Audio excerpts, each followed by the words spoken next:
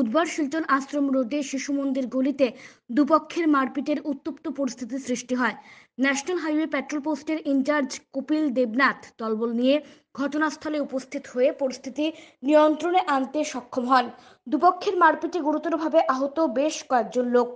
সংবাদ মাধ্যমের সাথে কথা বলতে গিয়ে আহত বজেন্দ্র দাস, দীপালি দাস, রাজেশ দাস সহ তাদের পরিবারের লোকেরা জানান, ওই এলাকার টিটু দাস, ভজন দাস, দেবু দাস, ধনু দাস নামের যুবকরা দলবল নিয়ে ধারালো অস্ত্র সহ হাতে বন্দুক নিয়ে তাদের ঘরে প্রবেশ করে বেধড়ক মারপিট করে তাদের স্বর্ণালংকার সহ নগদ 2 লক্ষ টাকা হাতিয়ে নিয়ে যায়।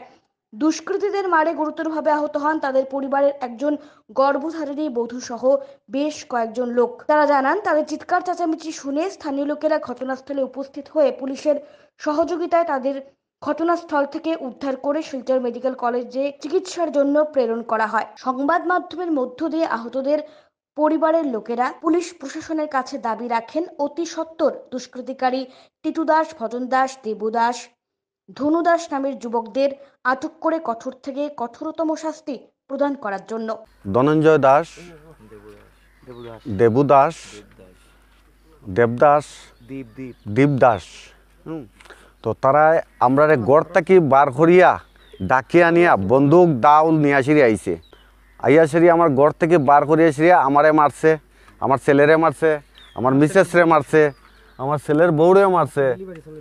আজকে আমার ছেলের বউয়ের 8 মাস, 10 মাস আর 9 মাস না কত মাস চলে। তো আমার বউয়ের উপরেও, আমার ছেলের বউয়ের উপরেও আক্রমণ হয়েছে। তারপরে আমার ছোটো ছেলেরে মারছে, আমার মাইজম ছেলেরে মারছে, আমার বাতিজারে মারছে, গলার চেইন নিছে কি আমার।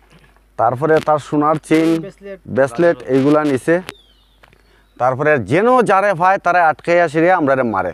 আমরা গিয়া সিরিয়া কইরাম যেন এই কিতা হইছে কইবার সময় দেনা। পিছন দিক থেকে একটা বাড়ি মারে, সামনের দিক থেকে একটা মারে। মানে দেখা যায় এখানে যে মানে দল নিয়ে আসিরে মানে 20 থেকে 30 জন ছেলে তার সঙ্গে। তারপরে আবার আমরা ওইদিকে আমার ছেলেরে মারিয়া মাথা উঠা ফাটাইয়া একদম ব্লাড বার করে লিয়েছে। তারা মেডিকেল নিয়ে যেতাম, মেডিকেল নিয়ে যেতে দেয় না, তারা রাস্তার মধ্যে আটকাইয়া আবার আমারে মারছে। আমারে মারিয়া সেরিয়া আবার ইয়ে আমার ওই যে আমার ইয়ে বাই লাগে হেরেও মারছে।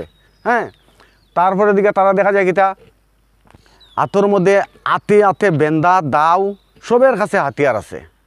তো এই ধরনের এর আগে একবার তারা এরকম প্ল্যান করছে। এই মনে হয় 2-3 বছর আগে এইরকম আবার আক্রমণ করছিল। তারা জিদ বাঁধিয়া রয়েছে, কিন্তু তারার উপরে আমরা আজ পর্যন্ত কোনো ধরনের কোনো অত্যাচার এবং লাগালাগি কোনো কিছু করছি না। এমনি তারার যেন কি আমরা ক্ষতি করছি তারার, এটা তো আমি বুঝতে পারলাম না।